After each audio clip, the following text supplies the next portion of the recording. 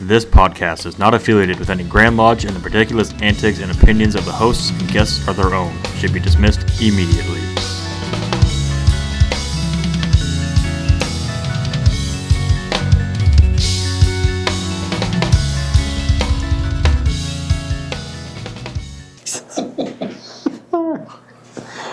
You give me a thumbs up. That means we're ready. I think it means we're already going. Oh, shit. Oh, I can't cuss in the first 30 seconds. Where are we? Yeah, episode 28 of Studio 357 Masonic Podcast. This is starting off great. Yeah. Sucks getting old, like I said earlier. You know? I'm the host that can't remember anything, Joe. Jason. Just Jason. Just Jason. All right. The evil sidekick. I am Brother Jim. Yeah, and we have with us tonight our special guest, Mr. Ted Poole. Yeah. You're with Lodge 288? 288, yep. All right. Do you hold any offices? I do. I actually newly installed. I just got back with the lodge this last year, but newly installed senior warden. Ooh. Nice. That was my job this year. And that'll be your job next week. Yeah. And I'll have your old job next week. Old job. And I'll have your old job. Joe's going to be putting We're on flip-flopping. What are you? Ooh. What did I appoint you? I can't remember. Oh, no. For when we take over, I'm going to be senior steward. Or steward. Yeah. Give me one of junior. those guys. One of them. Yeah. But for our degree, chaplain, which was always your niche, right? Yeah, because I could just read it. And now I said, I want to memorize some lines. So I took his part, which is one line. Which is good. It's a start. As long as you get that one line. That's right. So Dave called me the other night. It might have been last night. Again with the memory. I hit my head pretty good today, so bear with me. He's like, "You've looked over closing, right?" And I was like, "Yeah." He's like, "Because you have to close for installation." I was like, "I know. We'll get there, I hope." We'll run through it a few hundred times, and I maybe won't screw it up. You'll be fine. Yeah. You'll be fine. Yeah, Jim's seen me do ritual. All right. First things first, we'll thank our show sponsors, Homeward Handyman Services, Corporal Dagan Page Foundation, MasonGearShop.com, BricksMasons.com, and our Patreon supporters, which are growing all the time. Oh, and the Insurance Center out of Fremont, Nebraska. Yes. Yep. Yes. Fremont and Elkhorn. Two Fremont and locations. Elkhorn. There you go. Short and to the point. Story of my life. So what have you been up to? What have you been doing, Jason? You know, just pretty much just working and, trying to maintain the wonderful household and all that good stuff. But mostly just working and looking forward to seeing what you do this year. Pretty excited for the lodge upcoming this year with you guys. So Sure sounds like he's getting his hopes up for something special, doesn't he? Yep, yeah. I don't. Maybe want to lower that bar. Yeah. You know, they say if you lower your expectations all the way to the bottom, there's nowhere to look but up. That's true. That's true. That's true. I don't think I've really been up to anything. I practiced last night. A couple of us did. We've got a degree coming up, an installation coming up. It's more about, it's about to get busy, but it really hasn't been busy yet. So I'm good. I haven't done anything. On the personal side, we've been doing the holiday thing. We just finished that up. The holidays are over. You're late. Holidays could go all year. I'd be okay with that. On the Masonic side, had some exciting things happen. On Saturday, I was installed as senior deacon at our lodge, Nebraska Lodge 1, the oldest lodge in the state of Nebraska. Not one Mason from Nebraska 1 can go. And then on the meeting, at our regular meeting on Monday, I was presented with the Master's coin, the Grandmaster's proficiency. I did see that. Congratulations. Nice, congratulations. I've now got all three of those, and For those that don't know that are watching, and if you're in a different jurisdiction, when you go from one degree to another, you have to show proficiency, that you know what it is. And if you do incredibly well on your proficiency, then you can earn a coin. I didn't set out to earn the coin, but my mentor, worshipful brother Sean Reed, that was on the show in the past, he suggested I go for it. I'm glad he did, because it was That's cool. it was a challenge, and I absolutely loved it. So.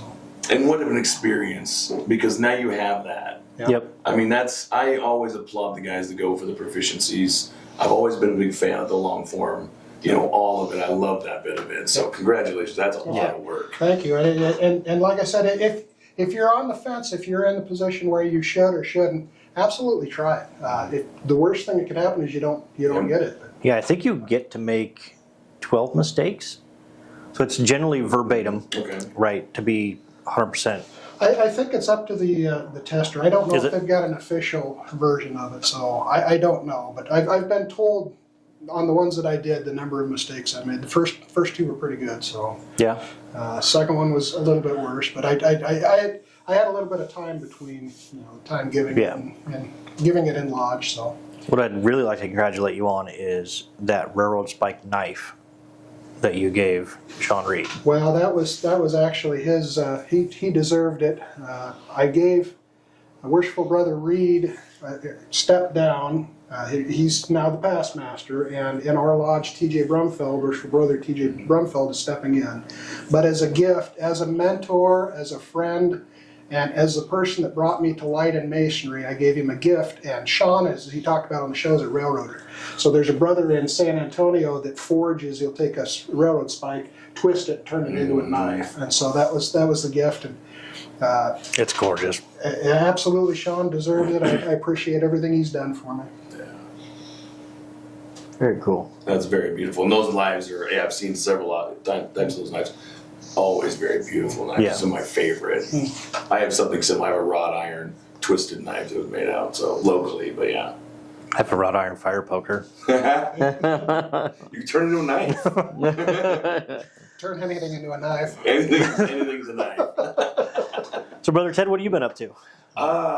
Well, it's January. Masons are always usually pretty busy in January, so we've been to installations. Went to the shrine installation, had my installation, new senior warden. I was out for a year because of my leg, and so it was awesome. The brothers all got together and collectively talked and said that they would pause their movements in line so that I could step back into where I had left out of. That's pretty cool. So I was able to come back into senior ward. That's really awesome. I'm really excited for this year. Looking forward to annual communication. Man, it's just I'm jazzed this year. It's just been crazy. We'll be there. We're going to be doing some quick hitter interviews there too, so you have to swing by and Absolutely. talk us up a little bit. It's always a good time. I always love going up there. Yeah. So Yeah, I never wanted to go because I always thought it'd be stuffy. It's really not.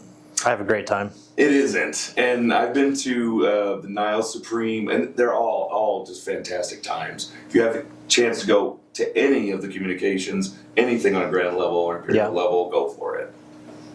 And Byron says, quit saying yes to grand things. He was what was he, a grand something for Job's? And so every time anybody had a grand event, he had to go. So he thinks he put like 20,000 miles on his truck in 3 months. I've done that. So that's it. Show's over. That was easy. Yep. It was over before we started. Yeah, you're right. Just like Lodge Night. Yep. Off with the bang. You really do have a good group of guys over there at 288. Yeah, we do. We do. I think we're known for our fellowship. Mm-hmm. I always say I'm a specific member, but it does go for our lodge too. If you have a bad time with us, it's your fault. So, ever since I've walked through the doors, the guys have always been very accommodating, very welcoming. Yeah. I mean, there's come down, have a cigar, have a little whiskey, sit down, have a chat. I mean, it's just we love our fellowship, we love getting together, and I think it's always been a real positive for it's really helped kind of grow, especially now. We've got a lot of younger brothers in. We brought in, probably 7 or 8 that I can think off the top of my head. Really? Through different levels. We're doing degree work here next month too, trying to elevate. So, there's a really good vibe about the lodge right now, and there's a lot of folks coming. Even more regular meeting nights when you'd sit around the table and kind of look around and like, well, we even have enough to open. Yeah. You know, it's now we got tables of guys. When do you So guys meet? Tuesday nights. Tuesday nights, yeah. So is it every Tuesday, or you just do the first Tuesday of the month? Every Tuesday, 7:30. Business meetings are first Tuesdays of the month, but usually it's fellowship. We'll do some kind of practice, or do some education piece, something like that. But there's always a fellowship aspect to it. Very cool. Yeah. I kind of wish we did that if we weren't all the way downtown. I was gonna say, Master. Yeah, I was going to You say, could if you make it only knew happen. the master, or the incoming master. I don't want to drive downtown every Tuesday. Although John Maxwell drives downtown every day. Not for much longer. No, I think He's on a June- short fuse. I think June is when he's June. done. Yeah, June. There's somebody I'm gonna miss for a while. yeah. That's a big hit. So So speaking of like the feel at your lodge, we'll dive into the questions here in a minute when we get done BSing. But like I almost wish that I wouldn't have had somebody bring me into masonry, and I'd have just checked it out for myself. yeah. Because like I went to Beehive Lodge. I didn't even know there were other lodges, to be honest with you, you know. But to find a lodge that fits is phenomenal. Mm-hmm. And it's not necessarily as easy as everybody thinks it is just to switch lodges. And there's a lot of paperwork. Plus, you're leaving behind brothers that you've already Right. built bonds with, Yeah. and kind of telling them like, "Hey, you guys aren't good enough for me." It's not use me. You know, kind of. No, Yeah. but you're right. I have the same kind of feeling because I love my lodge. I love my brother. I can't think of being a part of another lodge. I couldn't even imagine it. But man, I live in Midtown, and this out here in Millard. You know, that's a long drive every week, and especially now that I don't drive. But still, you know, you wish you had an angle to see because there are a lot of lodges out there. Yeah. Well, a couple of points to that. I don't know that I would say that I regret, but the one thing that I've loved, and Ted doesn't know, I've only been a master since August. Oh wow! But I've been taking every opportunity I can to go to every lodge I can. That's part of the reason why I'm asking. And so I've talked about it before, and I've said it to these guys. I think every lodge has got a little different flavor. Yeah. And to your point, there are lodges where I see a lot of stuff and I go, oh, I really like what they're doing there. But then I go to another lodge and I'm like, wow, they do it completely different, and I like what they're doing. So I'm kind of finding that I could find myself in multiple lodges, and this part of me is a little bit different here. Certain lodges tend to have a lot more fun with their ritual, or certain lodges, you know, the things that I like, I can pick and choose from them. So, to your point, if you are interested in joining a lodge, you get into you go visit a lodge, and it's not what you think it should be, and you don't enjoy it. Please go check out other lodges, because there is probably a flavor that would suit you a little bit better. Yeah, because you have like more traditional observance lodges where they're really ritual bound, and that's the center of it. And that's some guy's tea right That's there. right. Yeah. And I like that. I do like that a lot. But there's also family lodges, and there's more guy lodges, and there's what I saw. There's a lodge out there. They're all like members of the same dojo. You know, really? A karate lodge. Yeah. You know, I mean, so there's a lot. It pretty much, if it calls to you, man, there's probably a lodge for it. Oh yeah. Yeah. And see, ours historically has been like the railroad, the beef packers, and pretty much like blue collar South Omaha guys. And now we're kind of a Heinz 57 now. Ours is the oldest lodge in Nebraska. Is it now? It is. The hell you Which say? lodge is it? It's number one. Number one. Number one. I don't think I heard that before. Where you read from? So that's oldest one though, right? That's the oldest Okay. one. It That's what I hear. predates the statehood of Nebraska. I'll just let you know that I've only heard that for 47 years I'm sure you have. because my grandfather was raised in Lodge 1. Assholes. Well, our lodge was started out as a traveling salesman's lodge. Oh, wow. I had over read 100 that. years ago. You know, that's always a bit of interesting. We've kind of gone through a bit of a evolution over the years, but yeah, it was always kind of. It was met on Saturday nights originally. Yeah. Awesome. Well, so on that note, what brought you into masonry and what's keeping you here? You know, I think I've always been. Well, first of all, I'm a conspiracy hound, so I love a good conspiracy theory. I am down to walk any road, man. Aliens, Bigfoot, Illuminati, all of it. So you know, I've always had kind of peripheral knowledge of Freemasonry, and I've always kind of been interested in it. I am attracted to ritual. I am attracted to a lot of the aspects of Masonry, which I find and enjoy, and so. But I never acted on it. The closest I ever got was I was working somewhere and I was wearing an Assassin's Creed hat. And if you know the Assassin's Creed triangle symbol, some guy walked up to me out of nowhere and he goes, "Are you Mason?"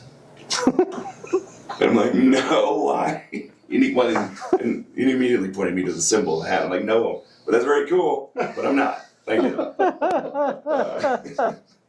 And then I started doing cosplay. Mandalorian specifically in Star Wars, and a couple of my clan brothers were Masons. Okay. And we kind of got out of it all at the end of it, but he started talking about it, and that's where I came to Lodge 288, and the rest was history from there.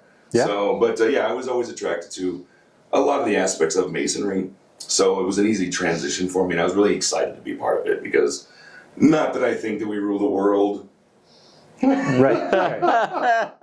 but, you know, Great. I don't want to say anything like that. Oh, no. Not saying that's the case, but if it were. But if it were, this is how we do it. No, You should be no. really scared. If we rule the world, this is what you've got. Yeah. Yeah, this is the future, so don't worry. And if you want to know more, we'll sell you a raffle ticket and see. Right. And invite you to a pancake breakfast. Yeah. So it's fine. No worries. But yeah, so that that was something that really attracted me, and you know what keeps me coming is what we all said in the beginning. You know, that sense of brotherhood, that fellowship, that sense of being a part of something bigger than yourself. Yeah. You know, and you have a good experience with it. I don't get to really any lodges at all, but you have to step outside your own lodge to understand that it is a larger Masonic world out there. And there are so many different avenues that are open to Masons in general, and the experience of seeing different lodges can just all lend to that. But, you know, I think that's a really big aspect, is that, you know, that's what really keeps me coming back, is that I love to serve. I'm a Scottish Rite member, and my service there is I cook.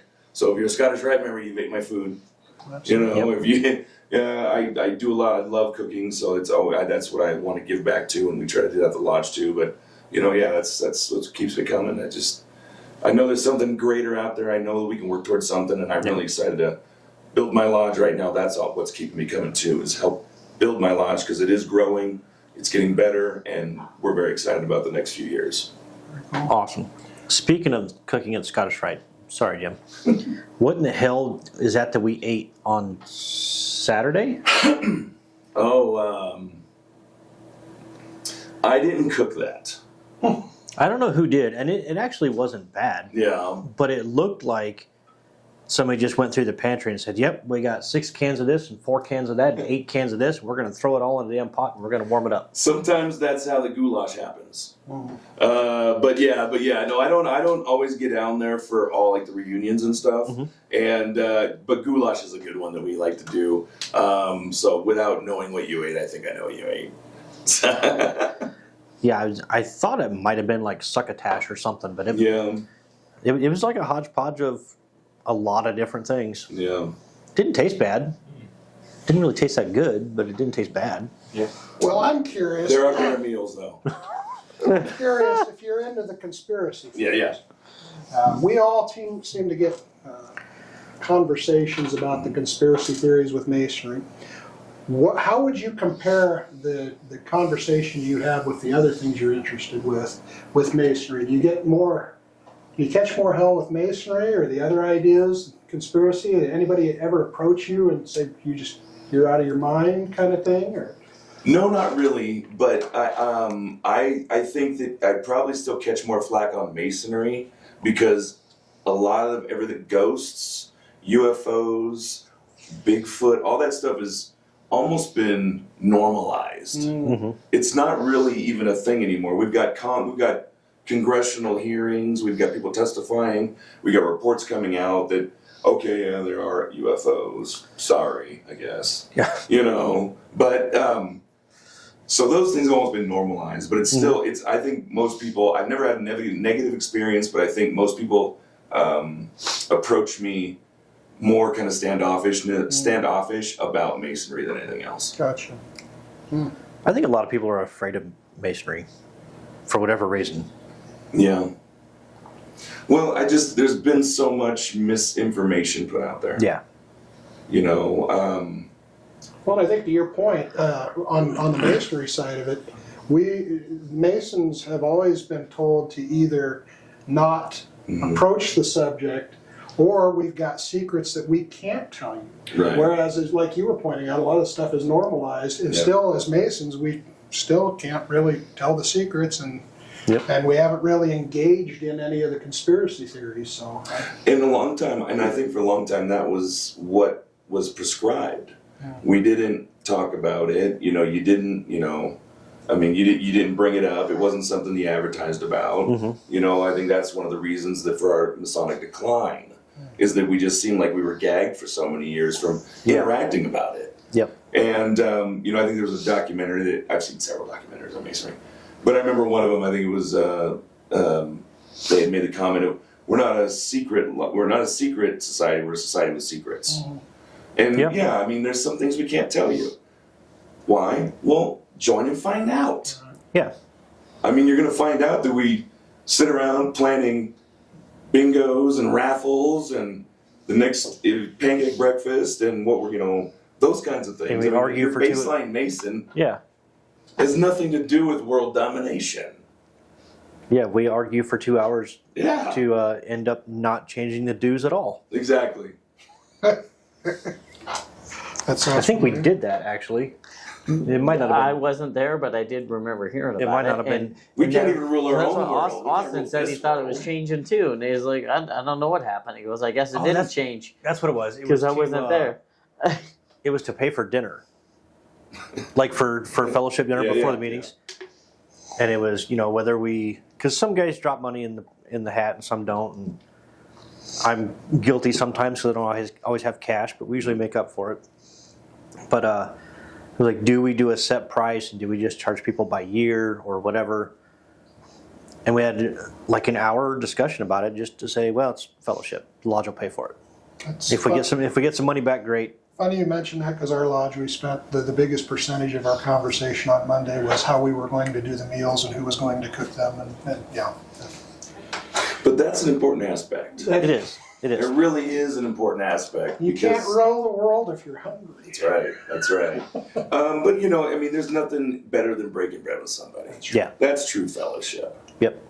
I remember I knew this guy a long time ago. He was a friend of the family, and he was a social worker. And it was one Thanksgiving, we were at his apartment, and he was making up a plate. And he says, "Come with me." He took me and walked down the hall. He was taking it to his neighbor.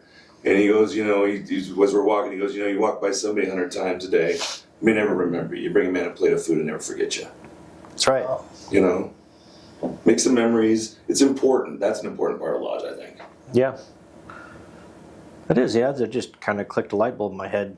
So, Heath just sold his house. He lived next door. And the guy that lived there ever since we bought our house 20 years ago, he ended up getting cancer, and I'd go over and mow his yard and help him with laundry and dishes and food and all that kind of stuff. And I think just the kindness of letting him know that, hey, at least one of your neighbors gives a crap. Yeah. And he didn't even list his house on the market. He got on Google and looked at some prices of what sold around here, and he took like 30 or 40 grand off and said, "Here, East, you want to buy my house?" Wow. That's why you only owned it for 2 years. That's a pretty good return on investment. Yeah. Okay. It's really cool. Did we ask a question yet? Yeah, we did. I asked one. Yes, one. I think we got one in. We got one in. Yeah. I had a follow-up, but I guess I'll ask the next one. Go for it. Yeah. Says, have you had any challenges in life that brothers have helped you with? Yeah, I mean, obviously, within the last year I lost my leg, so that was a big challenge to get over. But, one of the things, and it's not just one challenge in particular, but the brothers are so, the first thing they wanted to do was know what I needed to come back to lodge. They immediately put up rails. They immediately wanted to make sure that it was safe enough for I can come back. Again, like I said, they paused their lives so I could step back in the line. So, just a general, them being themselves, just kind of helped along naturally. I never even had to ask. Even when I lost stuff, or when I lost my leg, I needed stuff. I needed, mobility aid devices, things like that. Oddly enough, one of our brothers broke his hip a few years ago and had several things that were very useful. Nice. Nice. So even before you ask, they're there for you. Yeah. Right. And I think that's just, I didn't even know what I needed myself at that point, but they were ready to give it to me. Yeah. Awesome. And, everything was just wonderfully uplifting. So I'm just grateful to be able to pay them back for that. I think we've all probably got a story somewhere where Oh, yeah. brothers have stepped Yeah. up. I mean, with me losing both my brothers over the last several years, they were there both times for me during that. And so it's a huge brotherhood. It makes you feel good, but you've always got someone there for you. So It's almost like the loudest hidden support system. Yeah. right. Like you don't even really know it's there until you need it. Yeah. And when you need it, it's really there. Yep. Well, that's the beauty of it, because I think my favorite part of the fraternity is the brotherhood. It's just this sitting around BS, Right. but they're there in the bad times as well as the good Yeah. times. Oh, yeah. And looking out for each other. So Yep. Yeah, I think I told this week, we're getting short on time. Oh my gosh, we better take a break. You can finish. Oh. Man, I just got really stressed out there for a second. You have a minute. You're good. I have a minute. Okay. you're going to use the whole minute at this rate. I am going to. Time to start. I don't even know what I was going to say now. So. Oh yeah, I said this like first or second episode where I've struggled with PTSD and anxiety, and I would call Dave and he could just tell in my voice like, Yeah. need to come over and have a beer. Like if we just sit by the fire and stare at the flames, and a lot of times we didn't even talk, but that was just what I needed. So A lot of times it's all you need. yeah, You just need to know somebody else in the world knows. yep. Yeah, you ain't gotta say nothing. Yeah. All right, so now that I remember what I was going to say, we'll take a break, and we'll hear from a show sponsor, and then we'll come back, And see if you can remember. and then I'll forget more stuff. At Homeward Handyman Services, we pride ourselves on being honest and giving every job the attention it deserves. Owned and operated by a master mason with 2 decades of expertise in home repair. We are bonded and insured, and we carry the highest standards when it comes to taking care of your home. Whether you need a faucet changed or a light remodel, we can take care of your home improvement needs. Call Michael at 402-915-0824 today for a free estimate.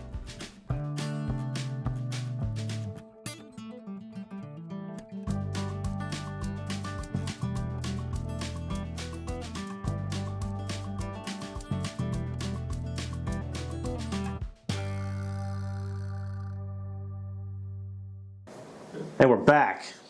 My beer shrank.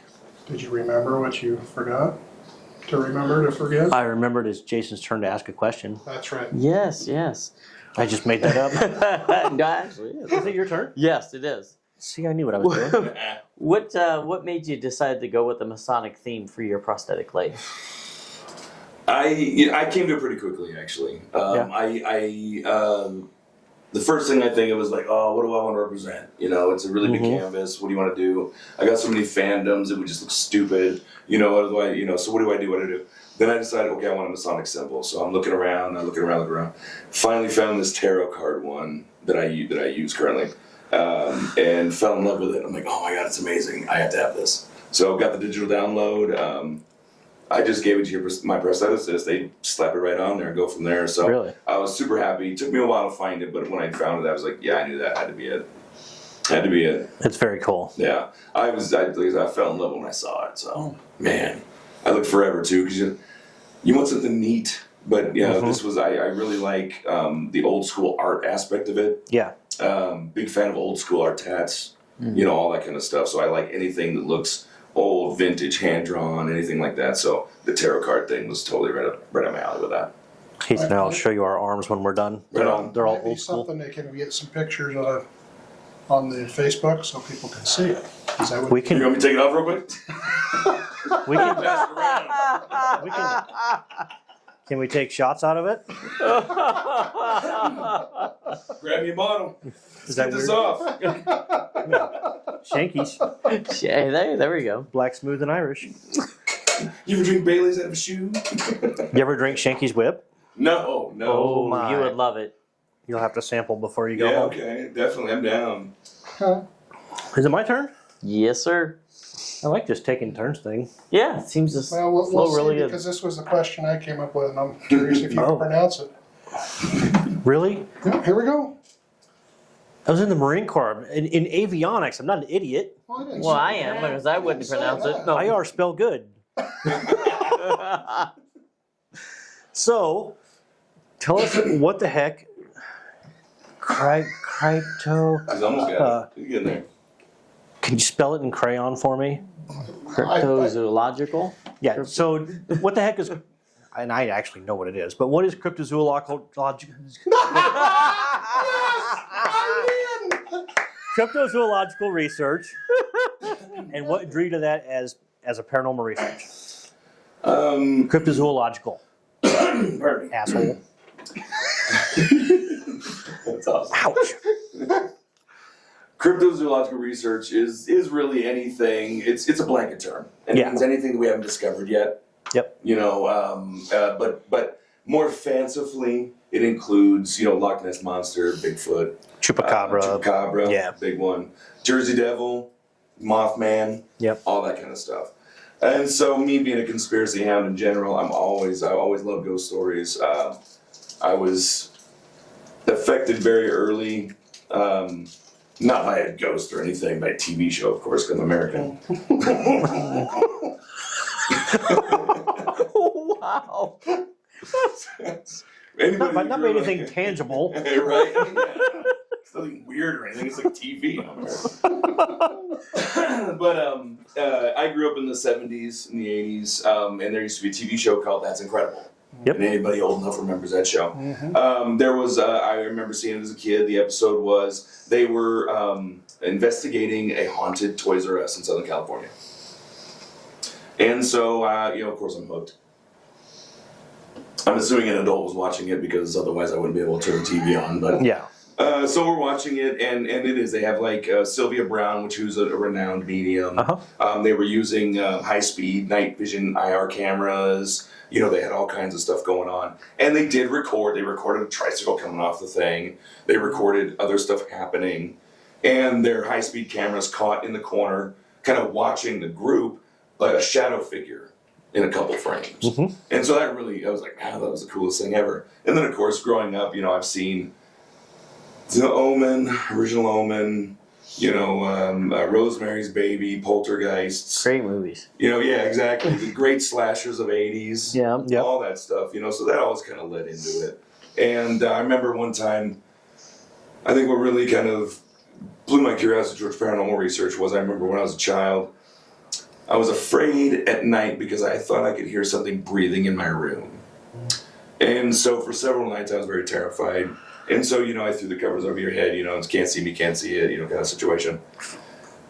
I don't know how long this went on, but ultimately I had gotten to the point where I was tired of doing that. And I was going to figure it out. And so when it started happening, I forced myself to get up and walk around my room in the dark.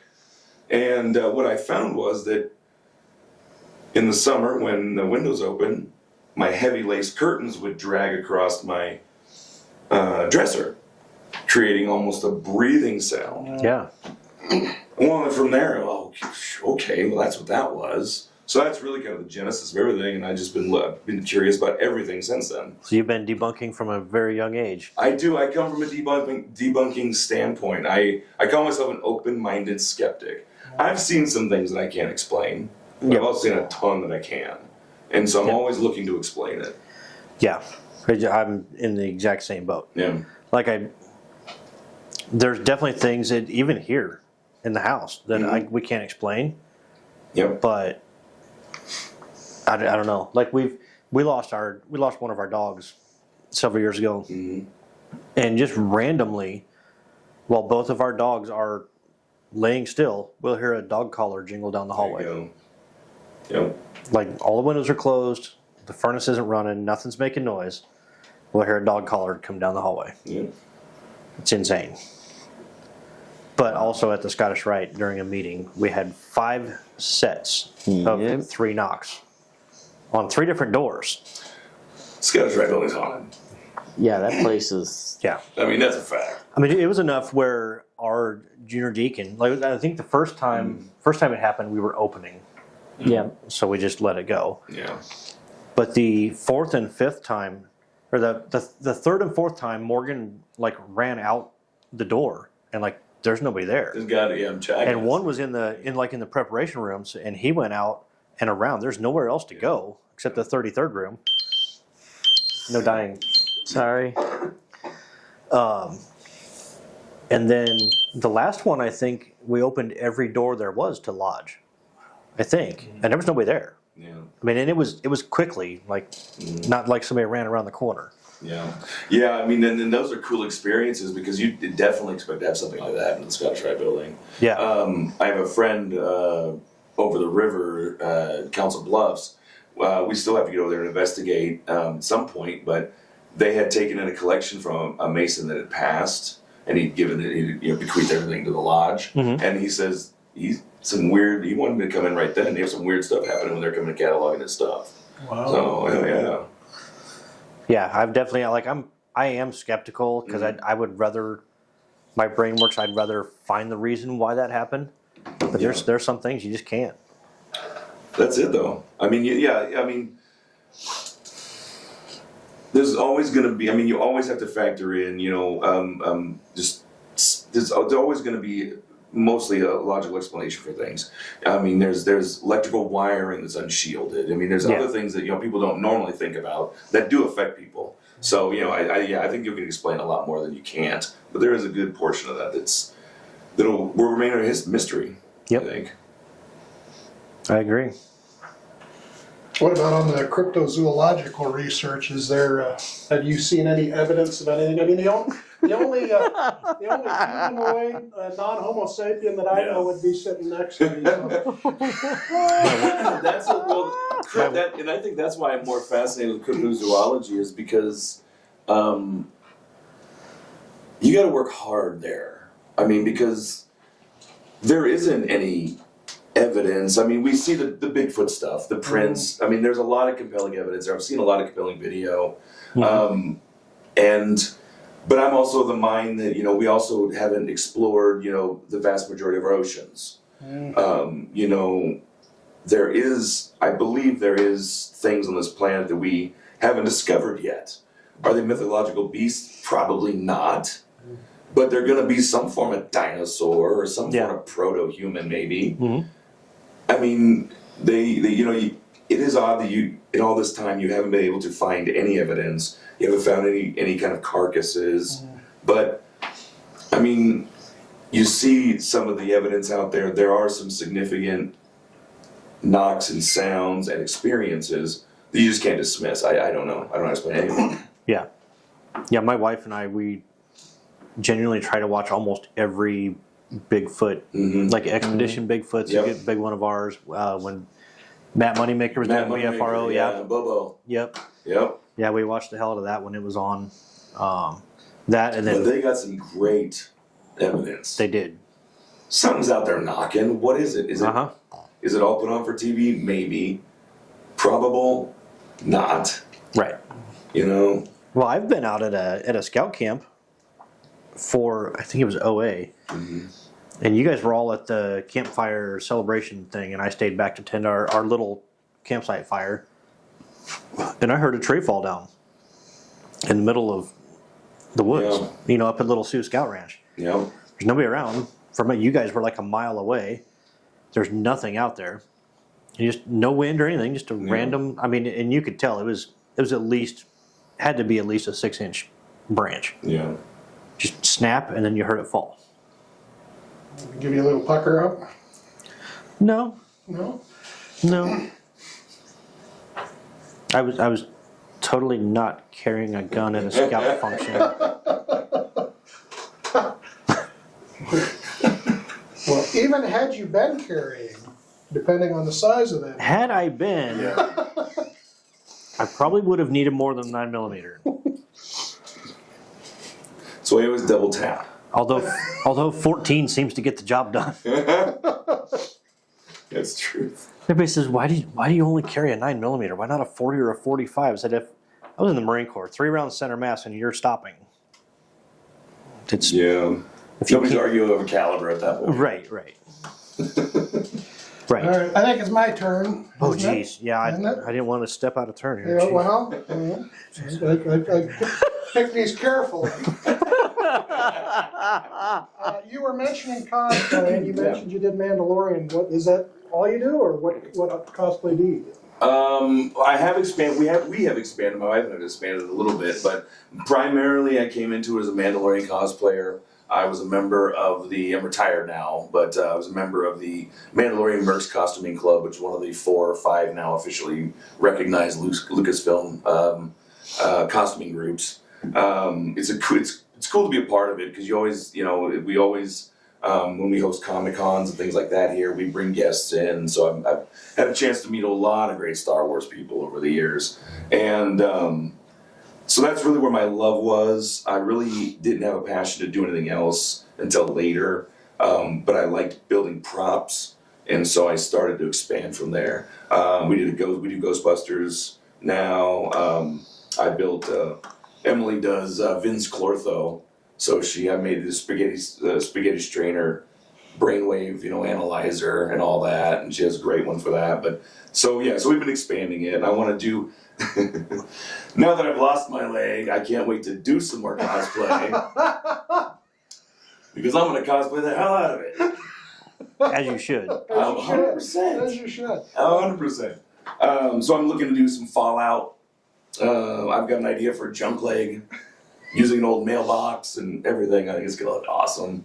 I want to do a droid leg, so I want to rebuilding my Mandalorian. I would like to get at some point. All that stuff's on the back burner because it's just not priority right now. But that's where I want to go when I come back to it. So I'm really looking forward to do some more cosplay and expanding it because I just really want to do as much as I can now with this leg. I think it's gonna be cool and fun. Do you stay mostly local, or do you guys travel with that? It kind of this or that. Mostly local, but we do some bigger. We have done some bigger regional stuff like Planet Comic Con in Kansas City and Dragon Con in Atlanta. I know that several years ago when George Lucas was the Grand Marshal of Rose Parade, all the 501st guys, they got a general call to go out there, and so a bunch of people went out there to do that. So there's always opportunities. So, but usually mostly local.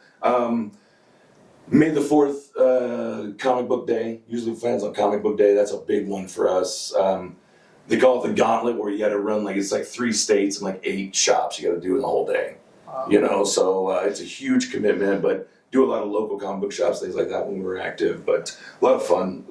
Our main charity was Little Warriors, and so it was always going to children's charities. We would do autism walks and stuff like that. The kids loved the costumes. I had some textured gloves when I first started out, and this little kid, we were at one of the autism walks, and wouldn't let go of my hand. He loved the texture of my gloves. He just held my hand for 45 minutes. The parents kept apologizing. So it's fine. That's probably a big part of the reason you did it. That's what I told him. I said, we're here for the kids, man. If he wants I'll give him my glove at the end of the day if he wants to take it with him. So. By the way, are you warm enough yet? Yes, I'm hot. I'm gonna turn that thing off. Yeah. I wouldn't have said that, but okay. You can let me live in my fantasy here, all right? Oh, okay. Yeah. No, you believe what you want. I just said I wouldn't say. So you'd mentioned Assassin's Creed earlier. Tell us about some of the other games that you like to play. Yeah, I'm a, where do I start? I don't know if I remember them all. Huge Fallout fan. Franchise is great. Show's even better. Star Wars. Most Star Wars games suck, but they're playable. That's a curse of Star Wars. Yeah. That's just the curse of Star Wars. I love open world Elder Scrolls, Skyrim, Okay. Oblivion. Right now I'm playing Hogwarts Legacy. I've already beat that. I'm just going through completion stuff. Fallout 76. Call of Duty I just brought back off my dusty memory and brought it back to the playable side. DayZ is a big one. I love survival games. I don't know if anybody, you've played DayZ, anybody? I've tried. Yeah, that's exactly how you put it too. You try to play that game, but most of that game plays you. Really? It is an old game built off like the Arma frame, if you're anybody familiar with the Arma games. It is a post-apocalyptic zombie survival game that's based in a fictional Russian country. Fictional. Yeah, sort of fictional. Generous is what they call it. They have Livonia, now they have Salko, which is their new map. But it's all cold weather survival. Everything, like you've got to maintain your body temperature, you got to make sure you don't get disease. If you pick up a bottle, if you scrounge and scavenge a bottle of water, you can't drink it right away until you find something to clear the water, or you pour it out and refill it from a clean source. Otherwise, you will automatically get a bug. You get sick, it rains, everything about that. And it's all PvP. There's no aspect of story to it other than the main overreaching story. But it's all PvP, all online players. So you stand pretty much as good a chance of getting shot by the guy over there than you do by the zombie getting attacked by zombies over here. So you've got to watch your living players versus your zombies at all times. So it's like Oregon Trail on super steroids. Very much so. Very much so. Very much so. And I died of dysentery so many times. Oh, yeah. Yep. Yeah, we actually really did play that on a monochrome screen in school. Yep. And that was a fun day. That was when you could actually type faster than the screen would move. That was a really good day if you got to do that. Yeah. Yeah, So, remember that on the green screens you could type faster than it would pop up on the screen. That was so awesome. I always loved hunting with it. Using all the arrows, and you got to shoot the dumb little buffalo that came across. You always miss it. You get the rabbit, but you miss the buffalo. Yep. How's that work? But yeah, so that's DayZ's a great fun game. Very challenging. I love games like that. What else? Starfield just dropped a couple years ago. That's been a big one for Bethesda. Big disappointment, but very playable. I know there's a lot of people are not happy with the aspects of it, but it's a decent game. Red Dead Redemption series, Red Dead's are some of my favorite games. I love That's my Westerns. favorite too. Yeah. Yep. Westerns, I'm a big Westerns fan, so that's open world Western to me. But I'll ride my horse for an hour and a half. I ain't even going anywhere. Ain't doing nothing but go fishing. Yeah. You know? So, but that's what you get lost in those games. So that's cool. I play a lot of COD mobile. I don't play a lot of COD console. I came to the realization that my skills in mobile don't necessarily translate to console. So I feel pretty bad when I play COD console. Yeah. But I'm there still. See, we play COD console, and oddly enough, so he grew up playing zombies. Yep. Right I played on. zombies with my son when he was And so we both have Black Ops 6, and he can play zombies, and he gets to I don't know, what's the highest level you've been on solo? Like 46. Like 46. Oh wow. Which is Sounds like the kids. incredible. Oh yeah. Right? I get to 15. Right now better than me. we go to DMZ Warzone type of stuff, and almost unstoppable. And that's my trouble is that I don't have a squad to go into DMZ and war zones because that's really what you need. You can't rando in. Yep. That's you going with a bunch of randos, even in regular lobbies, man. It's just you're gonna get what you get. I don't even talk. I just listen and go. Yep. You know, but yeah, so that's awesome. I love that. We might talk about your work schedule. For sure. Yeah. Mobile, I've really found a niche in mobile. I part of a group called Krieger Gaming. It's are you familiar with anybody? It's a mill vet, first responders support gaming group. Oh. And started out as a military organization. Then they opened up first responders. Now it's open to anybody. But it's a huge support community, all built around gaming. There's a ton of streamers, ton of guys. So I play on the COD Mobile team, and just love. That's really kind of found my niche with those guys. I love playing COD Mobile. Yeah. Yeah, we played on DMZ. You get teams of 3, and so on Mondays he's off on Mondays. When I get off at 2, we get home and we play with one of our friends from Texas. Cool. And then other days we play with another guy from Georgia. But yeah, it's fun. You get 3 people on there that kind of understand how you play together. Yeah. Like oddly enough, the Marine is more smart about combat, more smarter. Or smarter. And the Air Force guy just. Well,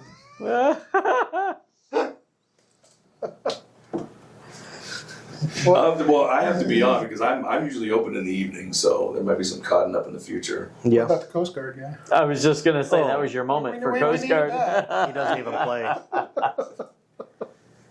There are boats. Yeah, so he hasn't even gone off the boat yet. Yeah. He's like, you guys just go over there. I'm gonna stay here and make sure the life preservers are aired up.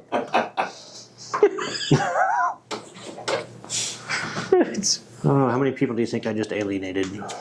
All right. So, oddly enough, this is my favorite question because I came up with it. So, I'll preempt this by this is one of my favorite people on the planet. So, how in the hell did you get Josh Gates to wish you happy birthday? I've got a feeling. I was gonna say I've got a feeling it was him. Yeah, that was my wife's doing. I agree with you. I could idolize Josh Gates. And just one of my favorite people. I love all his shows. Like I said, we do some treasure hunting, all that stuff. But great knowledge, wealth of knowledge guy. I love it. Yeah, everything. Been watching for years. Cameo. It's really Got him on Cameo. It was an awesome present. I loved it. Yeah, he's phenomenal. I think it was right. It was the year we were gonna go up to Milwaukee because in the cameo he does, he mentions The Secret and you're familiar with The Secret. Well, you are if you're a Josh Gates fan. Yeah. We went to Milwaukee to hunt. Did you really? Yeah, I know where it's at. I know where it's at. It's gone. It's gone. It's in the park.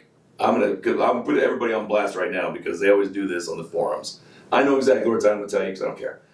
It's in the park, but there's been so much restoration in that park where they tore all that out and done all. It's gone.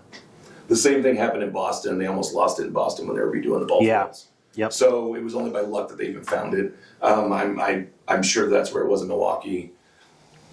I could be wrong, but I doubt it. But I'm sure it's gone at this point. Yeah, when all that stuff was hidden, it was not planned for cities to do major renovations like that. And it wasn't planned to go on for 30 years. Yeah. And that was one of the things that I think people have made a mistake in trying to translate it, is that first of all this time later, we're taking for gospel that first of all, these verses line up with these pictures and that we're interpreting them right. We should time out for a second. Jim, this is an orchestrated treasure hunt. Yes. okay. I don't remember the guy's name, but he basically kind of made a cipher, right? Or a coded. Yeah, he was a fantasy publisher in the 70s and 80s. And I can't think of his name either. It's escaping me. But he devised a mythical treasure hunt. And he went to cities around the country. I did hear about this. I got a coworker that's interested in that. Yeah. Okay. Now I know what you're talking about. So you should just start YouTubing Josh Gates. He has like 30 shows out there. I've seen a few shows. I just wasn't familiar with them. Yeah, we watch all of them. Expedition Unknown is our favorite. Yeah, that's a good one.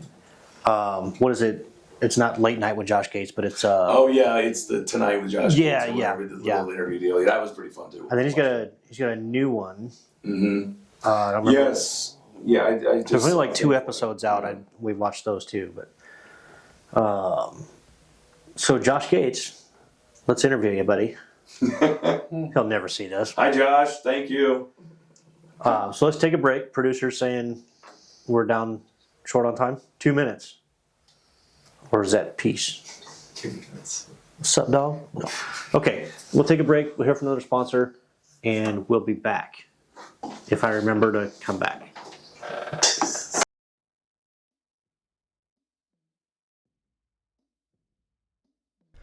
Your one-stop Masonic marketplace. You are the hero of this journey. We want to proudly stand behind you every step of the way. We want to enable you to go the extra mile in your Masonic travels.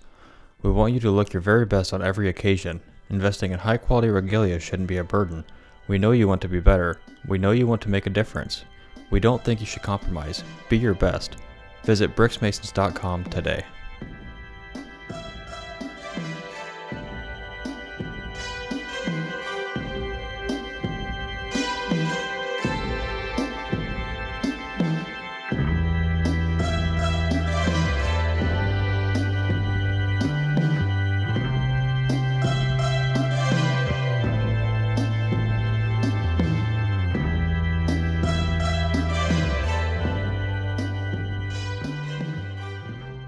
Should just stare like a deer in the headlights at the camera.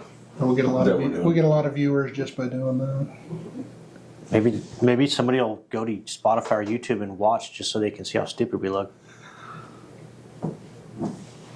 That's true. I mean, we do look stupid. Would you have faces for radio? That's right. That's right. That's why most of them listen.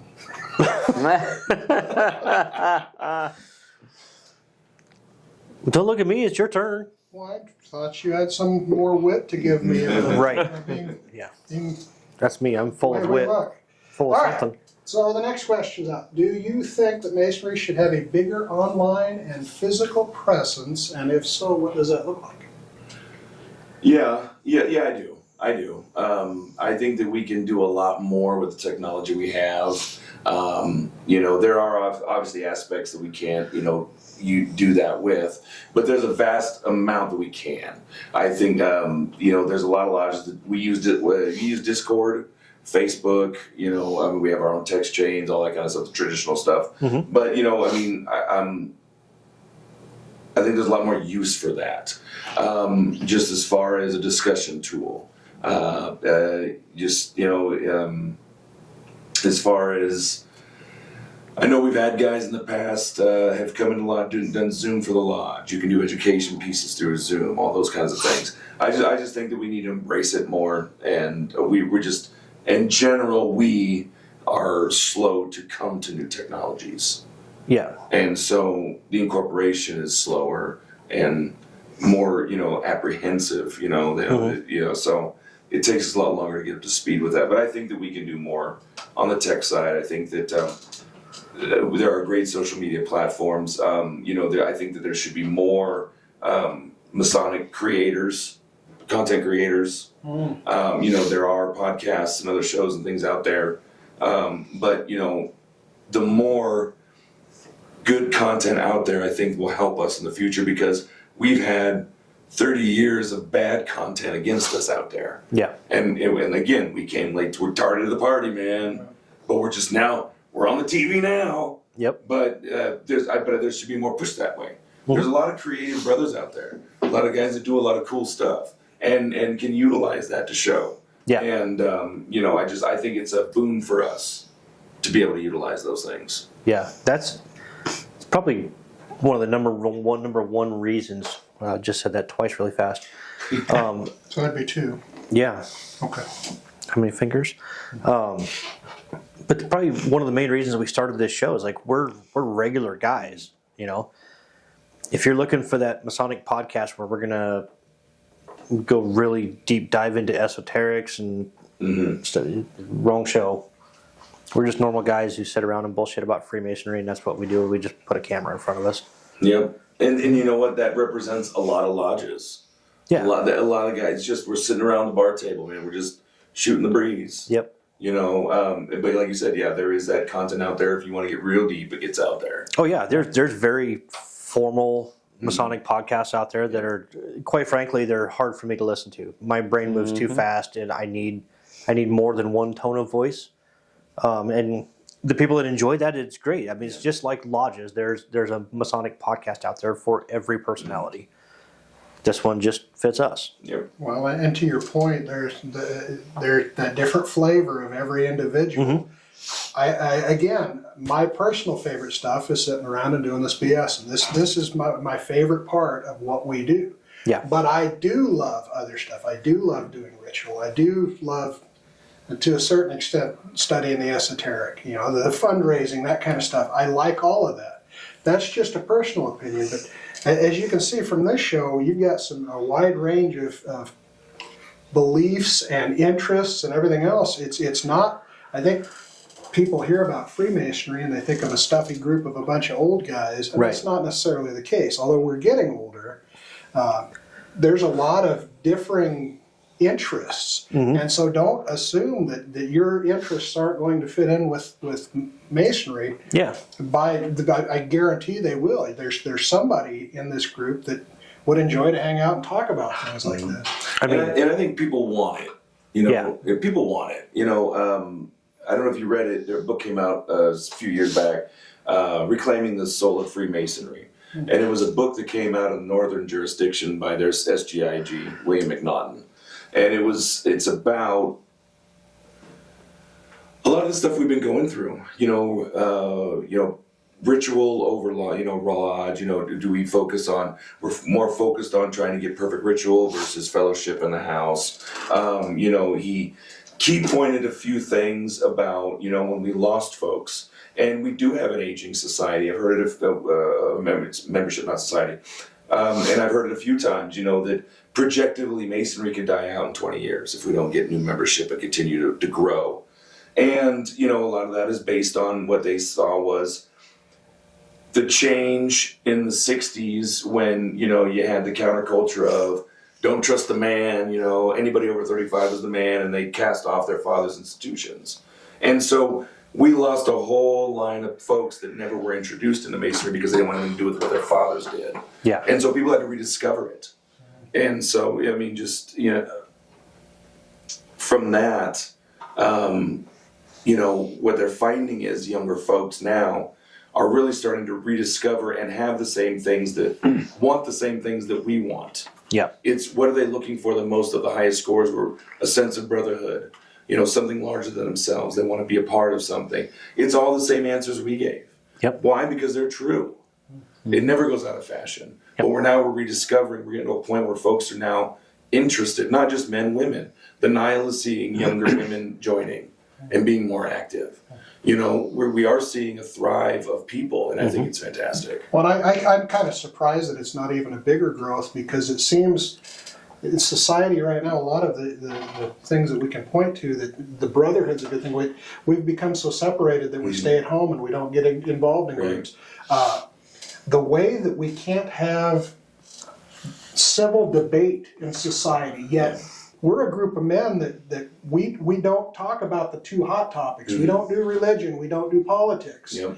We strive incredibly hard to make sure that we're, there's some good back and forth. Yeah. And so those are things that I think you're right, people are hungry for that kind of thing. Yeah, especially coming out of the pandemic. Right. We've survived it all. And we were just so closed off in a way that we weren't closed off before. Yeah. Nothing was going on, literally. And so when you were released from that, I think that there was people, I think we're able to take stock internally of what was important to them, and they needed to find an outlet for that, and we're seeing them come to us now, I think. Right. Yeah. Because a lot of what they want is what we wanted. Yep. And what we offer. And you're 100% right. And that's why I put that question on there is that we have this generation of guys, let's just say from 20 to 30 years old. Their entire life is on social media. It's right there in the palm of their hand, and that's how they live. I know because I'm looking at one. Yeah. The phone never leaves his hand until it's dead, and then he just plugs it in and still holds it. But it's like, we need to reach those guys. And we've had now, 9 guys in the last 2 years that are under 26? Yes, which is great. That is awesome. A lot of reach out. I mean, and growing your online presence only helps with that. Yeah. Giving them something other than clickbait articles against masonry, something real, something, tangible that they can look at, and really real education versus what they've been spoon-fed from other people. But, I think that's fantastic. And you'd be surprised. A lot of people don't know how to talk to younger people. Just tell them what you like about it, man. They're going to like the same things. They're looking for the same things. Yeah. Because that's all I do. I mean, several of those guys I top line signed. And it's just from them hanging out with us and how passionate we talk about what we like to do. Yeah, that's what we do too. We invite our guys to come down, our new prospective members, and just spend some time with us. Come to a few fellowships. Don't really start anything. Even our our investigation committees almost are always handled in a formal manner because we just sit down and get to know you, man. Yep, that's how we do ours too. And I think that needs to be because we went through a period where we were just shoehorning people through as fast as we could. You didn't get to know anybody. Yeah. Yep. We're depriving new Masons and Masons existing the benefit of a glorious history. Mm-hmm. There's so much history in our ritual, and I'm not even talking anything as far as kind of weird, powerful, mythical stuff. Just the pomp and circumstance and just elevating yourself in the moment during the ritual is something that's very cool. Well, yeah, and it makes you feel like you're doing something incredible, which you are. I've actually I openly butt heads with some guys about what you being one of them. I have a different take on ritual. I think ritual is 100% super important. I'm not your guy for it. Yeah. I mean, I can't remember what I'm supposed to say next, and it's on the screen. So, anyways, ritual's super important, but also, like, it takes all kinds of idiots to make a village work, right? Yeah. So I'm just the other kind of idiot.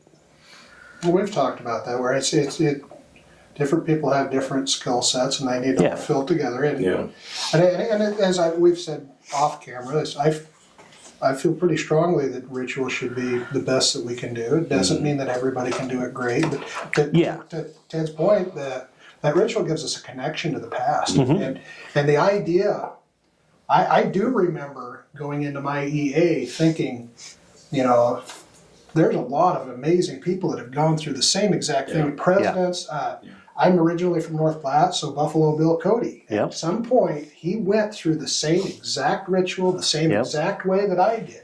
And that, to me, was kind of a powerful statement. That was a connection to the past, and that's pretty cool. Very much so. And if we slow it down a little bit, in the old days, it could take you years to bring somebody up. But I just don't think we should go back to that by any means. But we can find some middle ground because it gave the candidate an investment. You have to do something. Yeah. When you have to take something on and make it your own, that gives you a personal investment in that. And that's one thing that I think a lot of guys missed being shoehorned through with a lot of the short form and all that. Yeah. And just filling numbers. Membership's great, but I think that really slowing it down a little bit and letting guys understand some of the education. Absolutely. Yeah. And history. I do think I'm not saying it is or is not, but say if there's a possibility of Nebraska going to an optional short form, I think if anybody elects to do short form, there should be a very well thought out and written plan for mentorship. Yeah. And there should be anyways. Yeah. Right? Because you're not going We to should learn. have a super active mentorship. Yes. Yeah. Because even if you go through long form, you're not learning everything you need to know about masonry by memorizing ritual. Yeah. You're just not. You learn it by living it. Yeah. And that's where I think mentorship is. There's people that butt heads with me on that, and that's fine. That's just my opinion. The opinions of the hosts and guests of their own. And we're not affiliated with any Grand Lodge, right? But no, I mean, there are people that are just dead set, only ritual, and that's great. Like I say, we need those people. But I think the mentorship is where I see where we should concentrate. And I think you're right, because we always, one of the biggest challenges is, you get that guy through the door, you elevate him, he's Master Mason, now you don't see him again. Yeah. You know, you lose track of them along the way. And just come back to lunch. Why? Well, you know, have a connection. Where's your battle buddy, man? Yep. You know? I can tell you because I was that guy. Yeah. I was raised as master. I took a position as Tyler because I knew I wasn't going to be there. And that was it. I was gone for like 8 years. 7 years. Something like that. But I didn't feel comfortable coming in lunch. I did not know why we did this. Yeah. I didn't know when I was supposed to stand. Like there were... Those are the small bits that I think Right. fall through the cracks. Yeah, because everybody takes it for granted because we've all done it for so long. I tell everybody as soon as they take an obligation and we get a moment to talk at any point, I tell them this is what we do and this is why we do it. Yeah. And then you have to reiterate that because they just took in, drinking from a fire hose. No, it's so terrible. We throw so much at them. Yeah, but it's kind of fun. It is fun. And I think talking to Gabe, he gets way more out of watching. So he's one of our. He just proved his EA. So we have 3 EAs currently right now, but he was part of the other 2. Part of one, he got to watch another one, Okay. and he learned way more watching it Yeah. or being part of it than he did going through it. Yeah, and I think that's true. I think you get to experience from a different perspective, but Yeah. also it's a little slower for you. And you know what? It makes more sense. Yeah, And different emotions play Yeah. into it too. You're so worked up in the first one that you have no idea what's going to happen. Well, now I've kind of got an idea. Now I can pay attention to the minutiae. Kind of. Yeah. Yeah. It's one of the things I liked about the Scottish Rite reunion. A lot of observance. yeah. So love being able to absorb that. Yeah. You see, I look forward to going to another one because it same thing, fire hose all the way Yeah. through. Yeah. And I look forward to the next one, being able to kind of see it the second time, kind of. I haven't had a chance to come back to and just watch a reunion just because either I'm cooking or I'm not available. But I too, for that same reason, I want to see what Yeah. my experience is this time. Right. What can I get from it this time? Yeah. Because I had a lot of favorite degrees during that weekend. So Oh, and I was so terrified because even just being there was fine, and I knew 90% of the guys there, but having to be the guy that the Yeah. exemplar, yeah, terrified. And then I think were you the first one? I got it like 3 times. Yeah. It was always the ones that had the most lines because they knew Yep. that I could. Yeah. Yeah, because being a fresh master, you knew all the stuff. Right. And then they kept picking somebody else. And I looked at Heath. We were getting ready to do the 30-second. I was like, I know they're going to pick me. I know that I've gotten too lucky for too long. And then for some damn reason, I was selected as class president. They said voted, but nobody voted. yeah. I didn't vote. I think John, you wouldn't have. I think they always say that. I think they just like Yeah. I think Mr. Maxwell had something to do with it. yeah. El Presidente. But there was like 5 obligations that I had to repeat or something. I didn't even know if I repeated them. It was kind of a blur. I really have no idea if I did or not. Well, that's what I say. It was a blur. Yeah. Even the stuff I did, Yeah. I can't remember everything Yeah. or even huge swaths of it. So You're just trying to grab whatever sticks, man. Yep. I do remember it was very cool and it was a lot of fun. Yeah, it is. How we doing on time? Yeah, 11 minutes. Oh. All See, now right. you need to get a little bit more involved and come to some of the other stuff with the Scottish Rite. Why don't you tell me what to do? You're not my real dad. All right. Well, we established I'm your elder, so Yeah. Yes, you are. Yes, you are. So, what would you change about the fraternity if you could?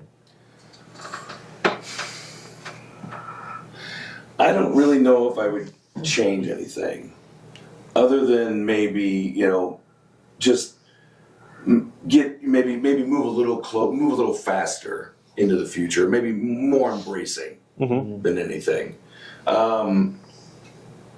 because I really think it's about making sure that we have we're making good experiences for these new Masons coming in, not only for ourselves but for them too. Yeah. Because we want to be the shepherds of the next generation coming in. I what we do today isn't for us. Right. It's for them. It's for our future past masters. Yeah, and you can't neglect that. And I think we need to do the best we can. Yeah. I like that. So since we've got time, Yeah. what is your favorite conspiracy about the craft? About what? About Freemasonry? I mean, there's a ton of them. Obviously, that we run the world. Yeah. I mean, yeah. That's really the big one is that we're the Illuminati run the world. Shoot. That we're reptilian lizard people. Well, see, Yeah. that's why I became a 32nd degree Mason. I thought I'd be in the inner circle, and Yeah. here I am, Well, you not haven't got ruling the world. 33 yet, have you? No. See. Now, okay. Oh, yeah. Okay. This is my favorite Miss Masonic conspiracy theory. Is that there's two levels. You know, you got your day Masons, and then you got the upper level guys. 99% of these guys don't know about this 1% up here. Right. This is where the power's at. Uh-huh. This is who runs the world. These guys. These guys down here do nothing but shrine bike shows and Yeah, we just Yeah. blindly go out and make them all the money. yeah. But the best part of that is we don't know about these. Yeah. But the guy in his basement in his mom's Yep. basement Yep. on the computer, He knows. about them. He knows. He knows. That's always fun. Those are always good. Yeah. I worked with a guy one time, and it was when I first had my square and compass tattoo on my arm. Yeah. He says, "Oh, you're a Mason." He says, "I probably know more about that than you do." And I said, "Oh, do tell. Fill me in, Yeah, please." that's always fun. Yeah. Idiot. Tell me about this thing that I'm already in and you know nothing about. This thing you learned about on the internet 5 minutes ago. Yeah. Because you're not at a high enough level, and I'm not in it at all, but I know it. You work at a landscape company and you watch the History Channel. Right. Kudos. Exactly. All right, let's take a quick break. Yeah? Yeah, let's take a break. You're We'll hear, the boss. we'll hear from another sponsor. And then next show, we will have a commercial for yet another sponsor. Yes. Maybe, if somebody gets me some material. I will get you the material.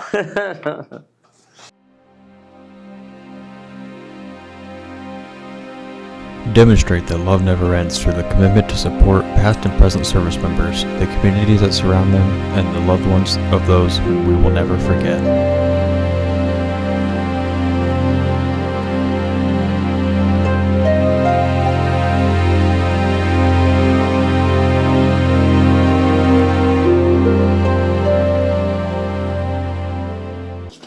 And we're back. That was a very short break.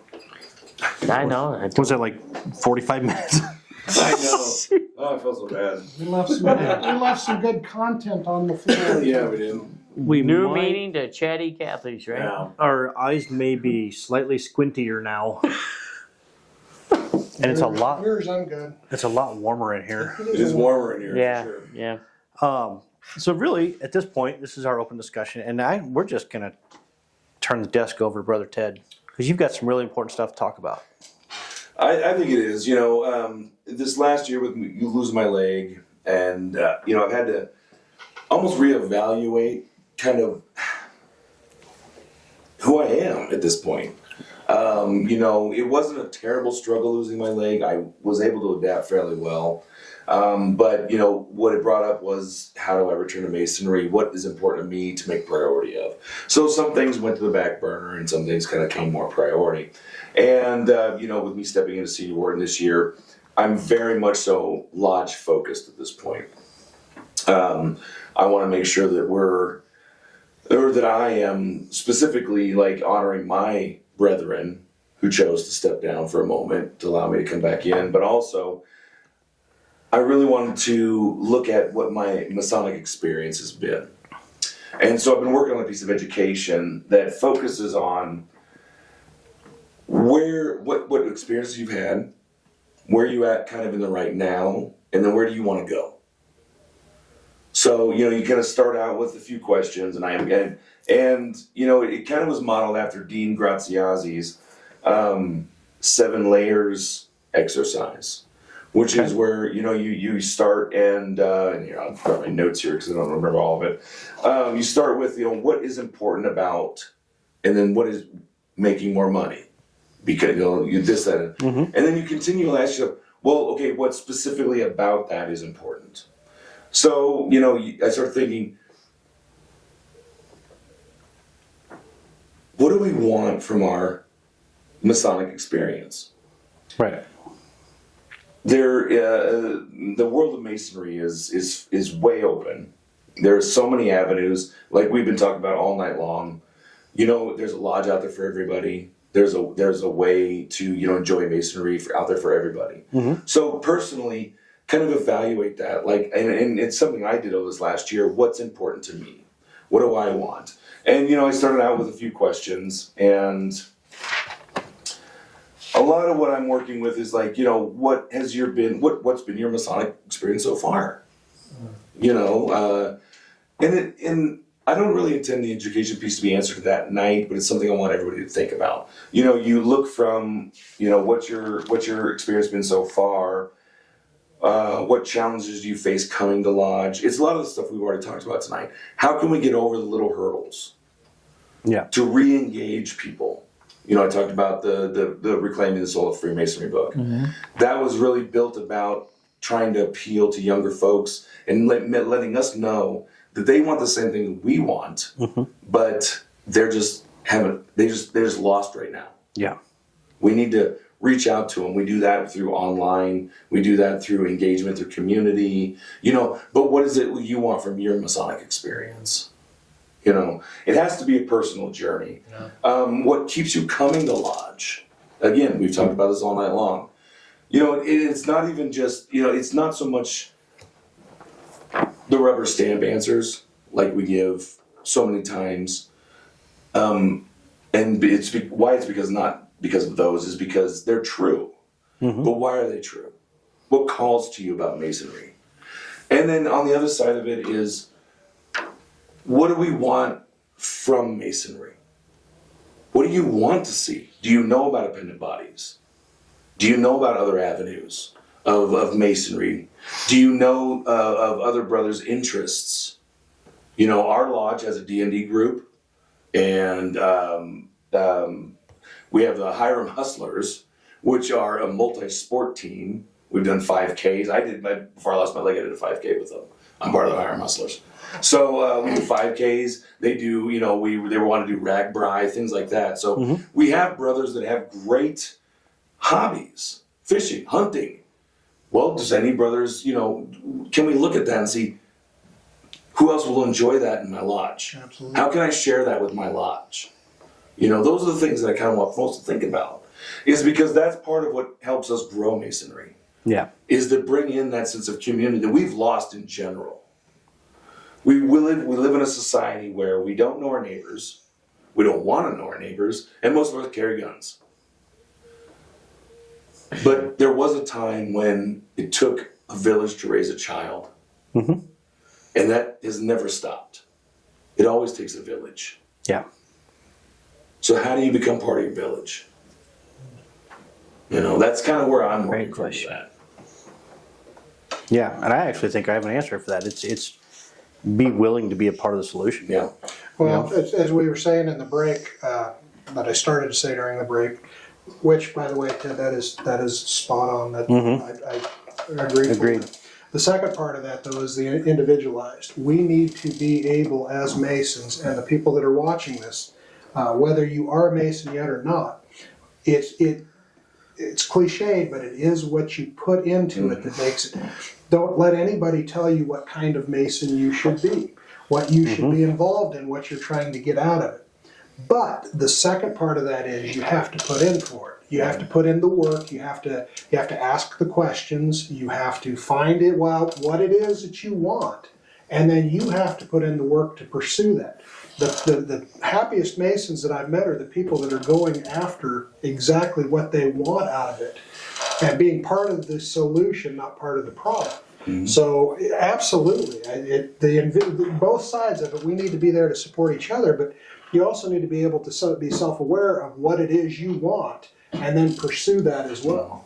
Yeah, we were told in the beginning, when we're explained, the use of the 24-inch gauge to segment our day. Where's the 8 hours for masonry? Yeah. You know, Excellent. and everybody, and we tell everybody, and that's fine. Family comes first.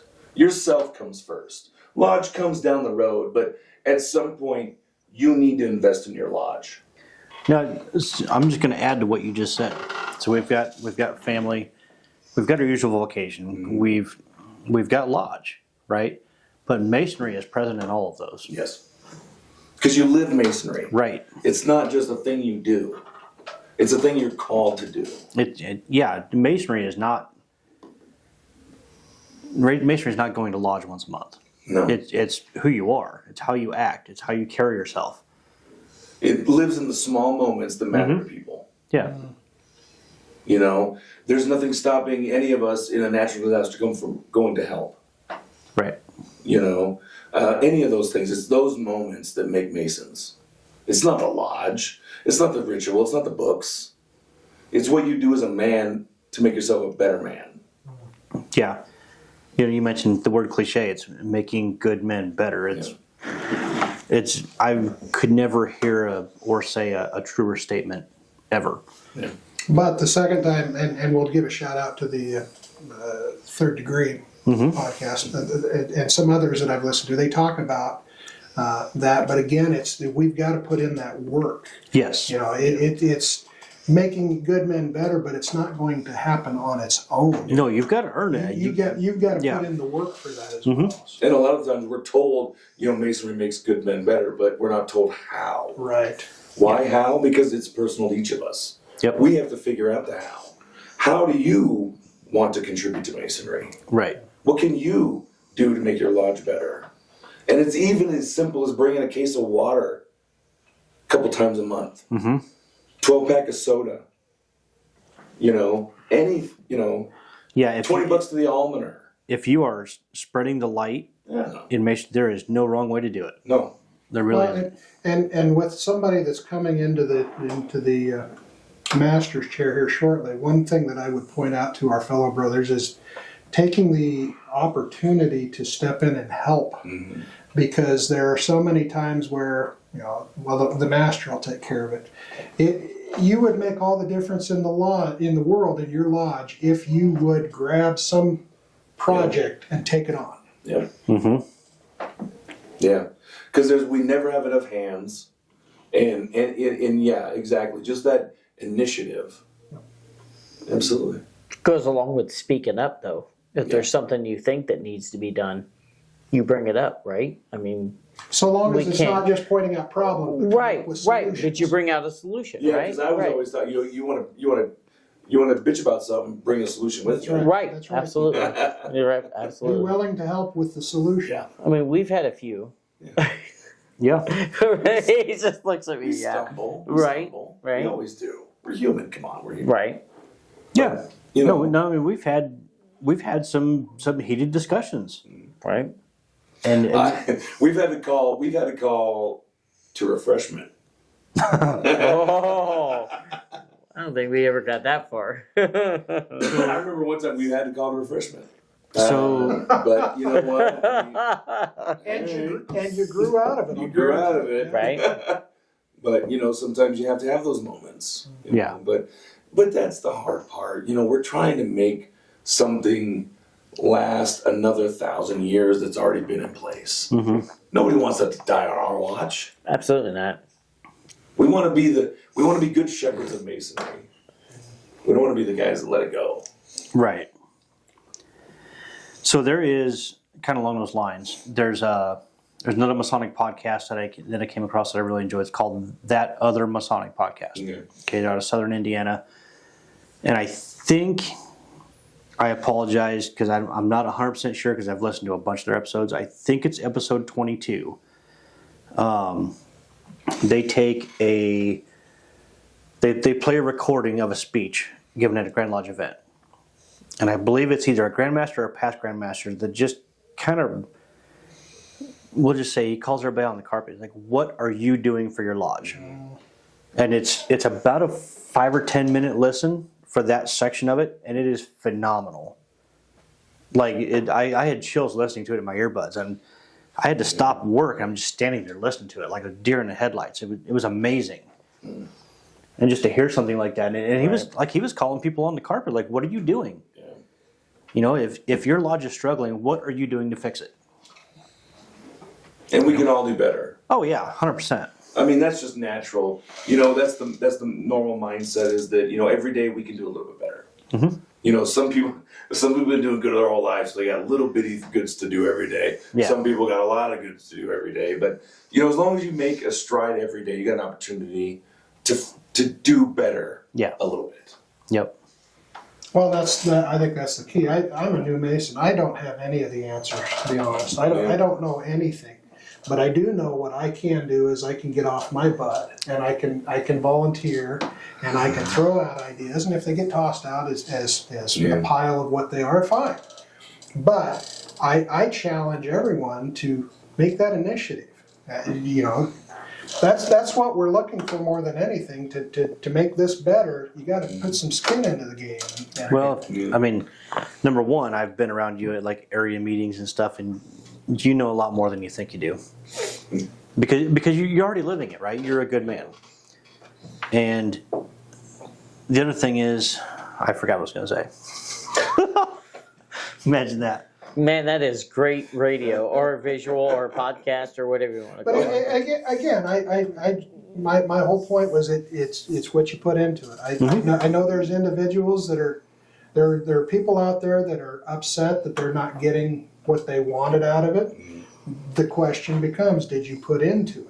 Yeah. And I would also throw out, this is something heavy on our hearts, that if you're not currently going to lodge because something wasn't working out right, check out other lodges. I mean, we've got 3 different lodges here that we'd be more than glad for you to come by, stop by, visit. Not asking you to join any of them, just get a feel of how things are a little bit different. Yeah. If you're not getting what you wanted, take the initiative and go check out some other stuff. And that's what's really important is that you have to understand the Masonic journey is singular to each of us. Yes, it is. You know, we went to the shrine installation, and one of the things Paul was saying this year's potentate, he made a challenge, and I'm paraphrasing here, but he challenged everybody to do one thing. Donate $1. Don't do one thing. Yep. That's all it takes to get the ball rolling. Mm-hmm. Absolutely. Well, the one thing on the other side is if someone's not happy and they're not showing up in lodge, talk to your master and tell them what you're not happy about too. Don't just sit back and let them wonder what's going on. Is there something that could be brought up that could be maybe that could be helped, right? Right. Maybe something could help. Maybe it's something simple. To you, it might not seem simple. Sorry about that. That's not might simple. not be You're dying. simple. No, I'm good. Might not be simple, but if you bring it up to them, maybe it's something that they can help, right?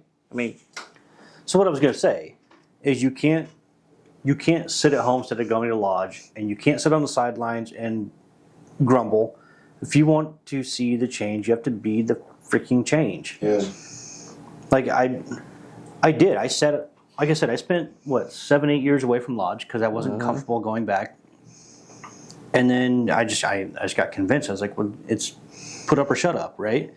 So I did it, and now I'm master elect, and next weekend I'll get installed. And my son's following my footsteps, which is great, but there's things that I'm going to change because it's not just from stuff that people have told me. It's like I see this as a positive move in the right direction. You know, because every lodge has things that get neglected. Sometimes it's membership, sometimes it's mentorship.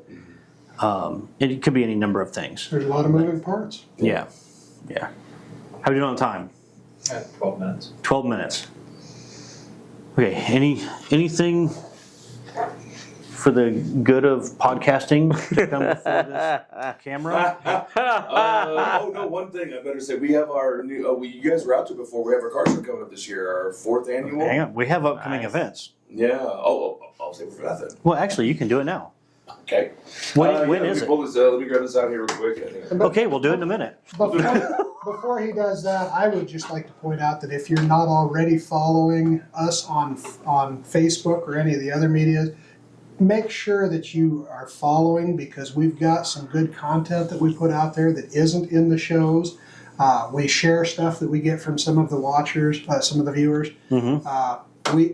right now there's a post up asking where you're at. We're just curious. If you're listening, throw out where you're at. We kind of like to know that. And let us know if what you're seeing is what you want to see, or if you've got any suggestions for changes. That's what makes this show better, is being able to get some feedback. What do you want to hear? Again, it's on you as individuals to tell us what you want to get out of this show. Yeah, if you don't like what we're putting out from here this point on, it's your fault, right? Is that what you're saying? Is that what you're saying, Jim? You get out of it what you put into That's it. right. That's right. No, I mean, like, look, we're just a bunch of knuckleheads sitting in a basement in front of a camera. If you want a specific topic discussed or whatever, if you have a guest that you want us to try to get on the show, you got to hit us up, man. We don't know everybody. We can't think of everything. We're not really that smart. So at Or least I'm even if not. you like what we're doing, let us have that feedback. Oh yeah, that's always good to know. Like the 4 people that like what we do. They still 4. I mean, I could count them on one hand. I like that. I was gonna say that typically when you talk about attendance at an event, they do inflate it by about 20%. So what's that saying?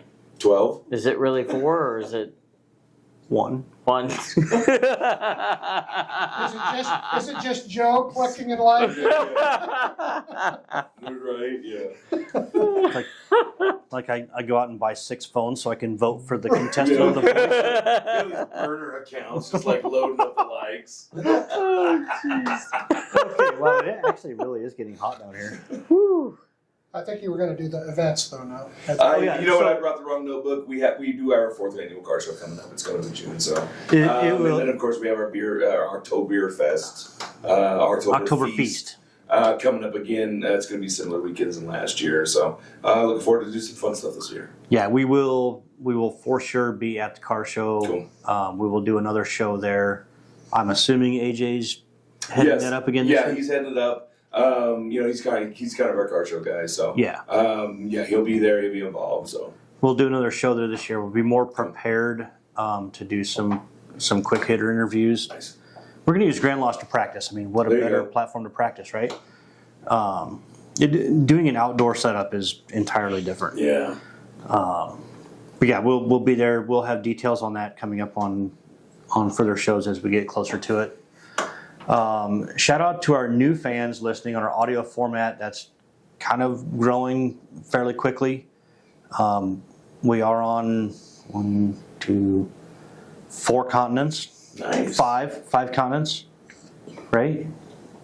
So is the Count. goal to How many fingers? is the goal to grow our Antarctic following? Listenership, yeah. Well, there's only 3 people there.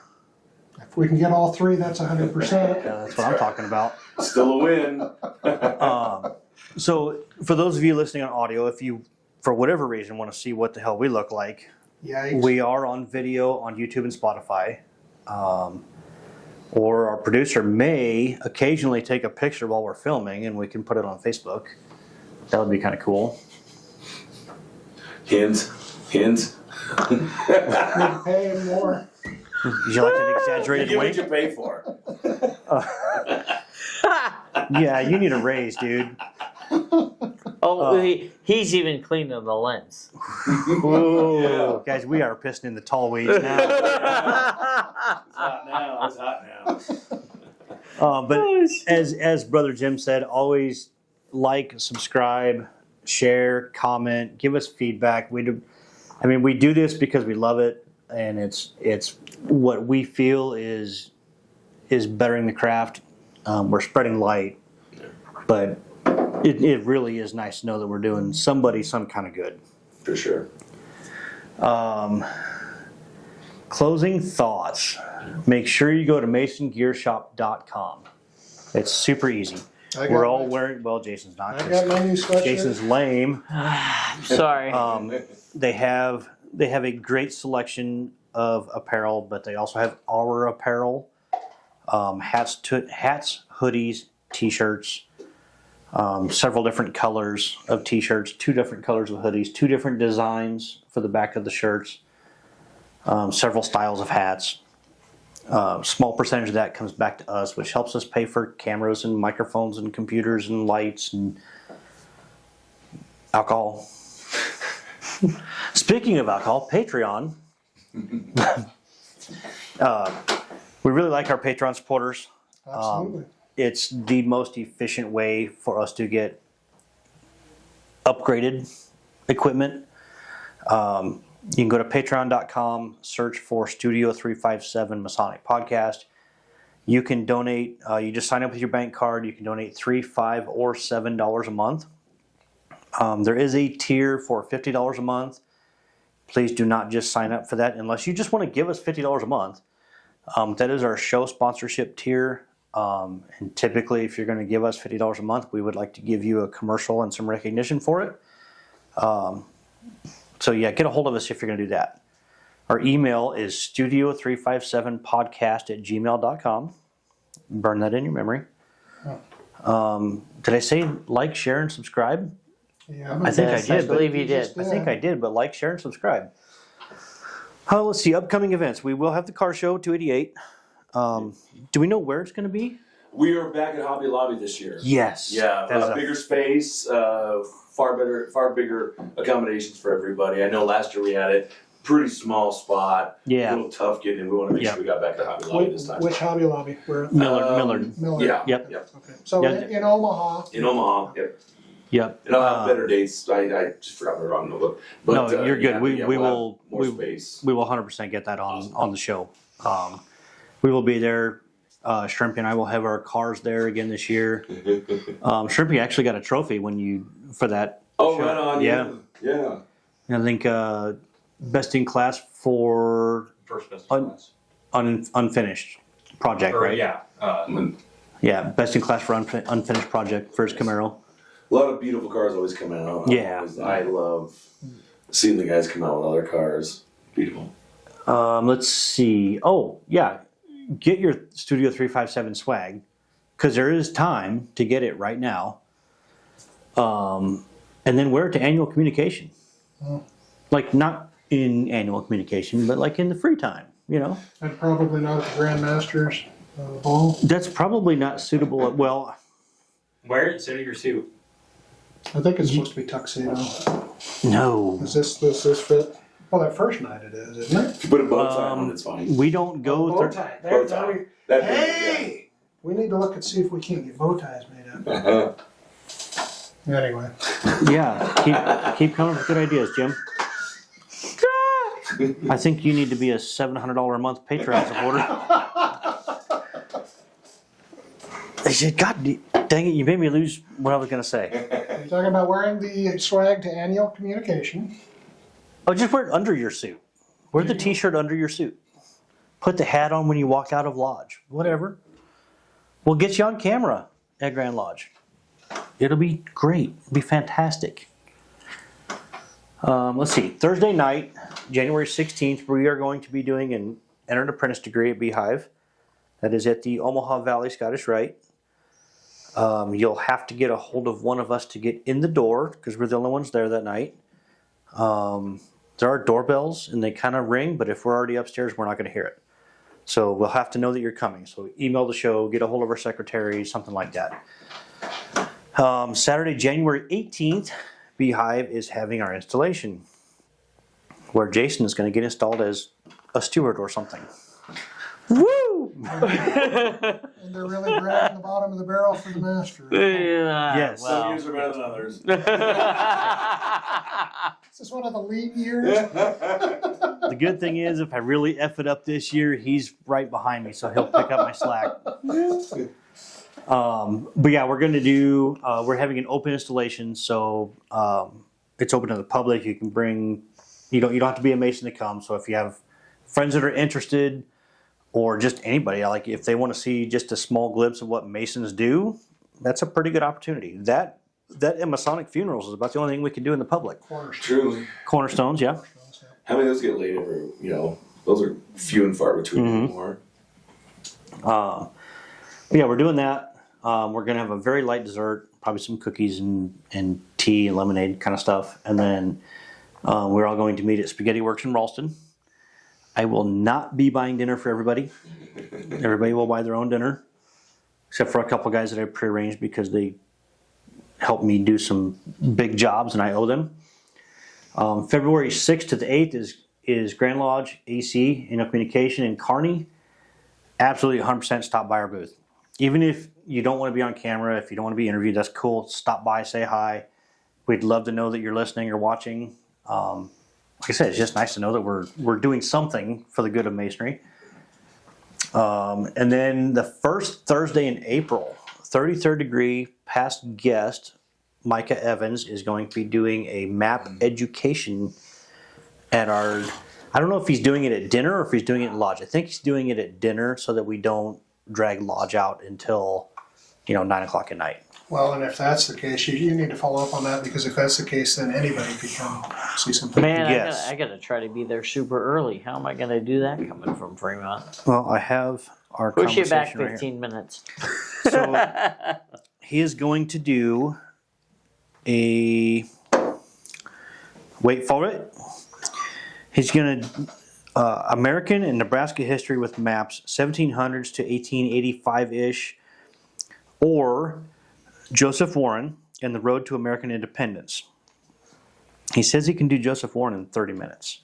Wow. So we'll see. That's up to you. If you had it to lunch beforehand, then it wouldn't be tiled, so you could have Yeah, I actually think, whoever. now that I'm actually reading, he's going to do Joseph Warren, and then we're going to do the map historical one later in the year. So Nice. he's volunteering to do 2 different ones for us.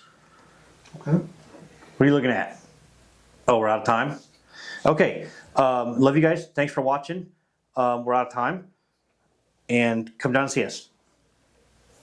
Until then, travel well, my brothers. We kind of rushed the hell out of that, didn't we?